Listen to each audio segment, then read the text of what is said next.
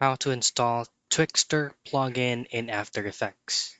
Now in this video, I'm going to be showing you the most basic or the most convenient method on installing Twixtor plugin into your Adobe After Effects.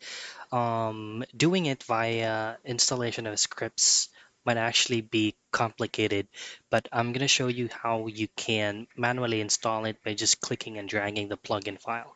Of course, the first that you want to do is to open up your browser and type in Twixtor plugin. We'll have to download the main file first. Just go into the Twixtor official site that will redirect you into Vision Effects. So from here, just simply scroll down a bit, and then you should be able to see these options, which is going to be Gallery, Features, Download, and Pricing. Choose on Download, and then you will be redirected to the Twixtor V8 After Effects or Premiere Pro plugins.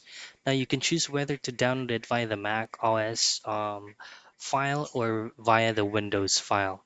You just have to make sure that the file that you're downloading is the .plugins.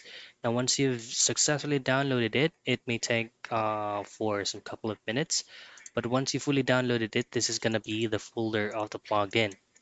Now to do this is to locate the main folder of your Adobe After Effects. It is usually located into your file manager, SPC, local disk C, program files, Adobe, and then open up Adobe After Effects, support files, and then plugins. Now, it's going to be a lot of files going to be inside here, but just to show you on how you do it to install it properly, all you have to do is just to click and drag on the plugin that you just downloaded into the official site. Now, before doing this, make sure that your Adobe After Effects is not running by going into your task manager. And make sure that Adobe After Effects is not under these processes field. If it does, just click on it and hit on End Task and do the whole process again.